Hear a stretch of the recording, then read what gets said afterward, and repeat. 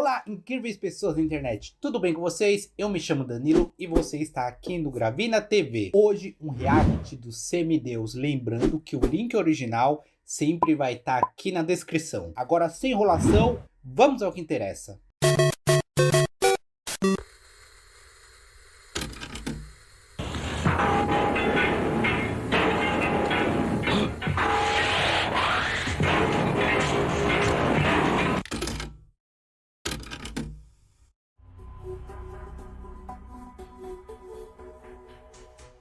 Cyberpunk. De uma maneira ou de outra, você já ouviu esse termo em algum lugar. Recentemente, você provavelmente ouviu falar dele por causa do Cyberpunk 2077, que apesar de ter as suas controvérsias, catapultou o gênero para o mainstream. Mas o que realmente... Eu acho que já era famoso o gênero, né? Realmente o jogo deu uma alavancada ainda mais, mas já era um gênero bem conciso no mercado. O que é Cyberpunk? Bem, o Cyberpunk é um subgênero do retrofuturismo, que por si só é um gênero dentro da ficção científica que busca imaginar um cenário futurista de diversas formas diferentes, dependendo, é claro, do subgênero. Dentro de histórias classificadas como Cyberpunk, vemos uma sociedade futurística que segue o conceito do high-tech low-life, onde nessa sociedade proposta, a evolução tecnológica está no seu auge, porém, os problemas sociais estão mais presentes do que nunca. O termo foi cunhado pelo escritor Bruce Beckett em seu conto chamado Cyberpunk, escrito em 1980. Porém, a consolidação do gênero veio poucos anos depois, com o lançamento da série de livros Neuromancer, escrito por... Eu conheci o gênero Cyberpunk pela essa trilogia de livros. Aí foi o primeiro passo para mim conhecer esse universo gigantesco que é Cyberpunk. por William Gibson, e o clássico filme Blade Runner de 1982, que foi baseado em um livro escrito por Philip K. Dick, que apesar de não ter sido um sucesso na época do seu lançamento, hoje ele é um filme indispensável para a ficção científica. E o seu fracasso mostra como o gênero do cyberpunk era extremamente nichado até algumas décadas atrás. Porém, felizmente, a sua popularidade aqui no ocidente vem crescendo a cada dia. Mas se olharmos para o que o Japão fez com esse gênero, talvez tenhamos uma outra visão acerca dele. Akira é totalmente cyberpunk, né? E eles usam muito essa temática para os mangás, animes. O Samurai 8 lá, o Samurai 8, que é o novo mangá do Kishimoto depois de Naruto, tinha essa pegada cyberpunk também. Parece que o mangá foi cancelado, mas ele conseguiu completar a história, né? Mas eu me lembro que eu vi algumas coisas por cima e realmente tinha esse toque de cyberpunk na história. Todo mundo que é minimamente interessado no mundo dos animes conhece os dois pilares da animação japonesa do século passado, Akira e Ghost in the Shell, que são títulos que carregam muitas similaridades, como sendo os filmes que abriram portas para a invasão. E parece que os Estados Unidos está fazendo a versão deles de Akira, né? Já fizeram de Ghost in the Shell e agora vão fazer de Akira porque os Estados Unidos gostam de fazer a versão deles de tudo que tenha no mundo, né? São das animações japonesas no ocidente. E é claro, ambos estão dentro do subgênero do cyberpunk. Porém, não é deles que eu gostaria de falar no vídeo de hoje, mas sim de um movimento do cinema que nos trouxe a visão mais crua e sombria desse subgênero. Um movimento com poucos trabalhos que podem ser classificados como parte dele e que desapareceu tão rápido quanto surgiu. Então é por isso que no vídeo de hoje nós conheceremos os horrores obscuros do cyberpunk japonês. E se alguém souber e se tem histórias BRs, filmes, fanfilmes com essa temática de cyberpunk aqui no Brasil, pode me mandar porque seria bacana demais eu conhecer essas histórias.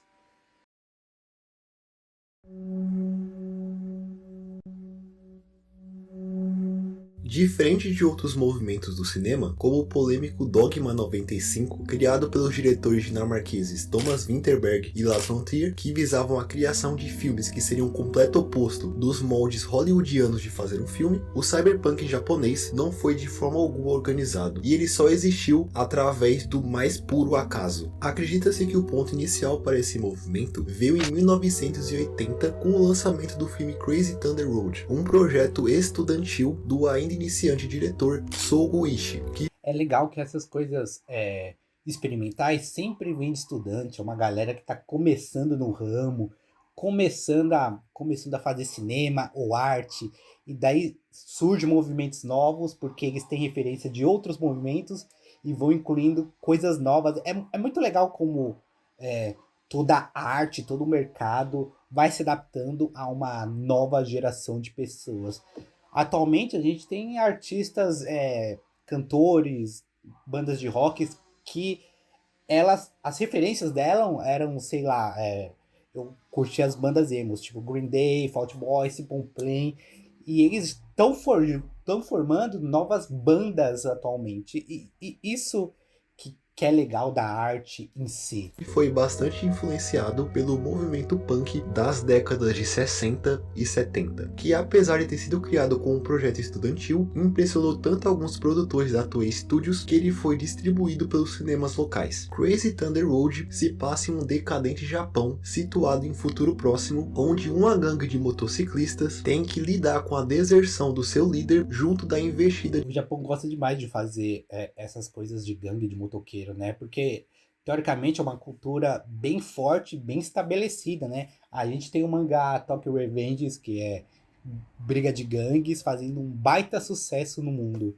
De violentos grupos rivais. Ishii fez questão de gravar grande parte das cenas em bairros industriais e em terrenos baldios, para passar aquela sensação de um ambiente abandonado que foi de grande inspiração para os filmes futuros, mesmo Crazy Thunder Road não possuindo nenhuma tecnologia futurista dentro da história, o que faz com que muitas pessoas argumentem que ele não é exatamente um filme cyberpunk ao pé da letra. Mas de fato, Crazy Thunder Road fez com que posteriormente Sogo Ishii se tornasse, mesmo que intencionalmente, o padrinho desse movimento. E apenas 2 anos depois, Sogo Ishii continuou a moldar o gênero com seu próximo filme, Bush City, um filme que basicamente não tem história e é principalmente uma ode ao punk rock underground japonês dos anos 80, sendo que o filme possui vários interlúdios em que bandas locais da época apareciam performando junto de interações dos personagens da trama, em um ambiente futurista distópico, onde grandes protestos de moradores estão acontecendo para impedir a construção de uma usina nuclear em uma parte da cidade de Tóquio dominada por gangues punk. Ao mesmo E é muito legal, né, que tem todo um contexto socioeconômico, um contexto político, sempre vai influenciar a arte de um jeito ou de outro, né? Muito, muito sensacional isso. tempo que acompanhamos 2 justiceiros que buscam vingança pela morte de seu irmão. Tudo isso, mais uma vez, situado em um cenário caótico e sem esperança. Mas ainda não foram esses 2 filmes que me fizeram entender o quão bizarro é esse gênero em específico, já que o cara que definiu que o cyberpunk japonês seria, só veio alguns anos depois.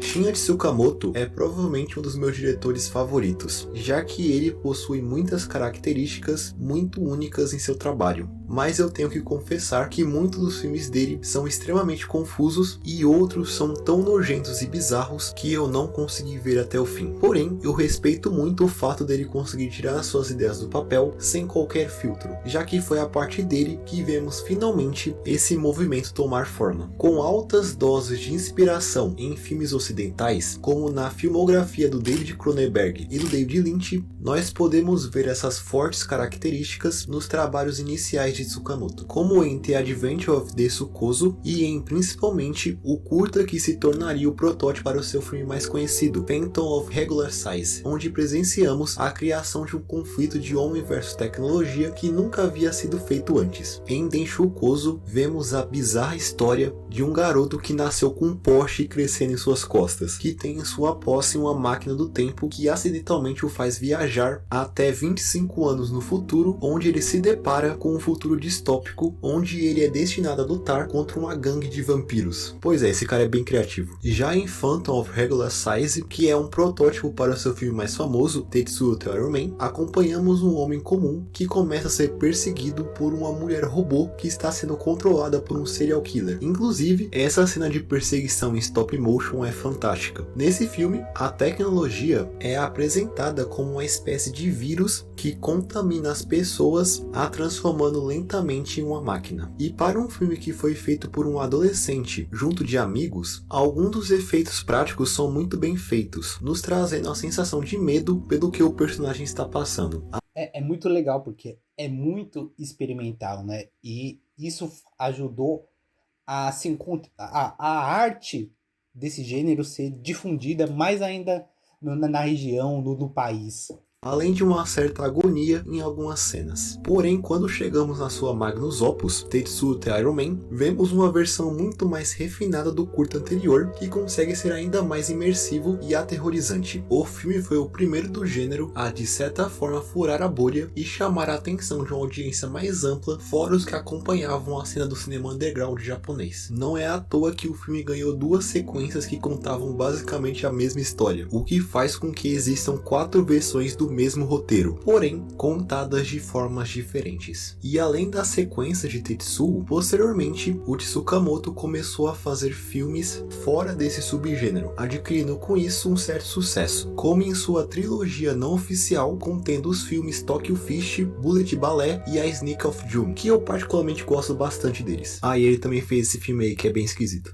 Mas voltando a falar do Soguishi, ele seguiu um caminho muito parecido com o diretor anterior e após a sua passagem pelo gênero, ele decidiu focar em dramas mais experimentais como os aclamados August in the Water e Angel Dust. Porém, em 2001, Ishii lançou a magnus opus Electric Dragon 80.000 volts, que eu particularmente gosto de dizer que esse filme é a melhor adaptação de um anime para o live action, mesmo não sendo baseado em nenhum anime. Nele, nós vemos o lendário embate entre um cara que após ser eletrocutado quando criança, ganha a habilidade de conversar com répteis, se tornando um detetive de répteis, contra um cara que após ter o mesmo destino do outro personagem quando criança, ganha a alcunha de Thunderbolt Buda. E o plot é basicamente isso, 2 caras que acham que eles precisam cair na porrada. E é isso, mas eu tenho que dizer que de todos os filmes do cyberpunk japonês, esse é definitivamente o mais divertido de se assistir. E ele também é conhecido como o último filme legítimo do cyberpunk japonês a ser lançado. Porém, nós ainda precisamos voltar um pouco no tempo e ir mais a fundo em alguns filmes que podem ser considerados o underground do underground.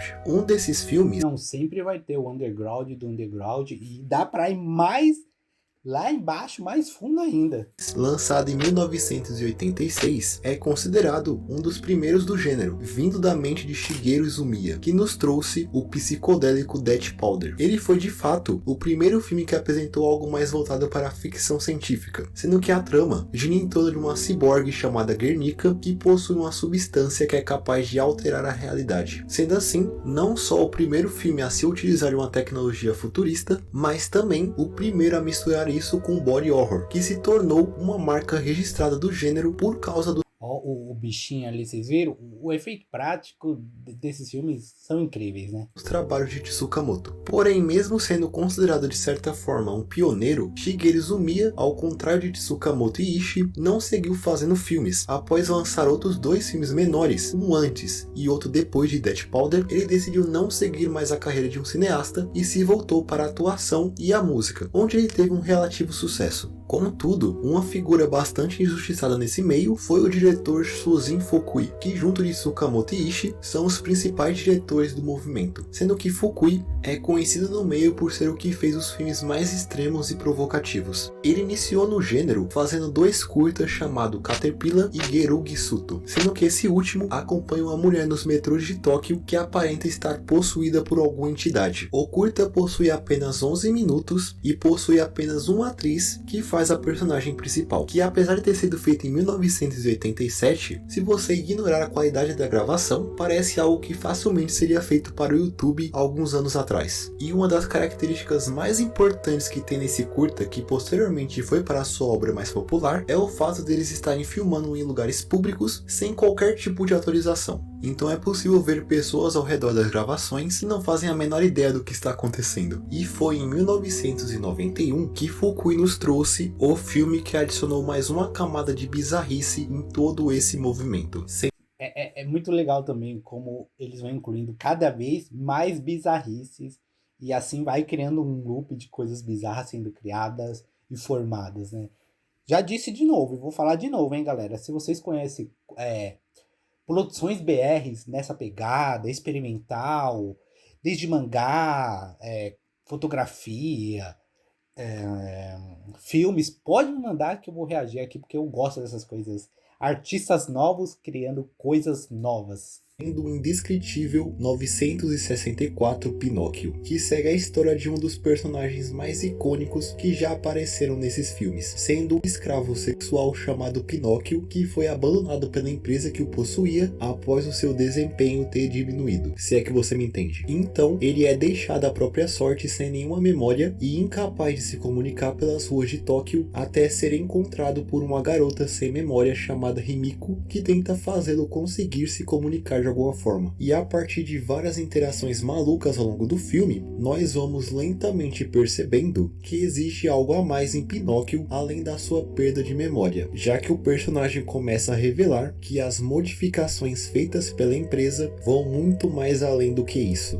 Mas o que mais me chama a atenção é aquele elemento que eu destaquei no curta do diretor. Nesse filme, nós temos a forte característica de gravar as cenas em ambientes públicos muito mais presente, havendo cenas acontecendo em ruas movimentadas e em metrôs, além de uma cena em um supermercado que eu particularmente acho uma das melhores do filme, levando em conta que eles foram bem corajosos em fazê-la. O que também reforça que o cyberpunk japonês não possuía uma preocupação tão grande com o ambiente da história, não se preocupando com o mundo do filme se parecendo com o nosso mundo contemporâneo, sendo o completo oposto de obras cyberpunk posteriores, principalmente as ocidentais, que queriam fazer você realmente acreditar que a história se passava em um futuro muito distante. Os diretores do cyberpunk japonês parecem prezar muito mais em apresentar personagens deslocados para o nosso tempo do que o mundo futurista. Fukui após Parece que eles se importam muito mais com a narrativa e a história que está sendo contada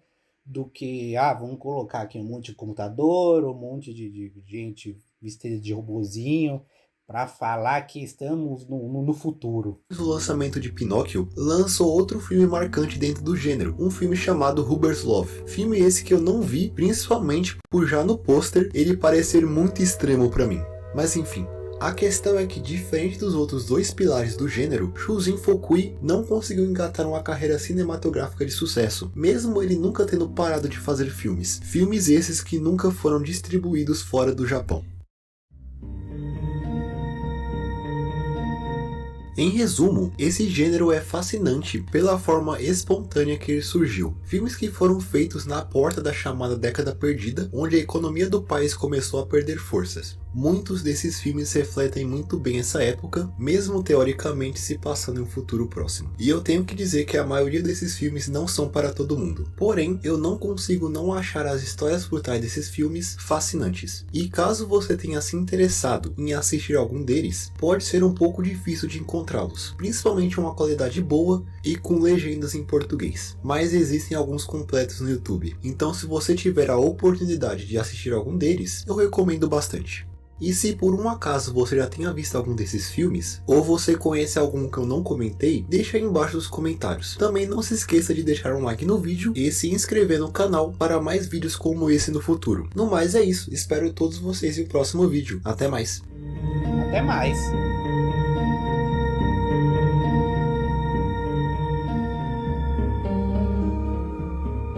Que vídeo gostosinho de se assistir. Um monte de coisa que eu não tinha noção, que eu acabei descobrindo, e um monte de curtas experimentais incríveis que estão aí pra gente assistir. Lembrando, galera, se vocês conhecem produções BRs assim, pode me mandar aqui nos comentários, porque claramente eu assistirei e talvez até faça um react delas. Muito obrigado por assistir até o final e a gente se vê no próximo vídeo, neste humilde e pequeno canalzinho. Valeu demais, galera!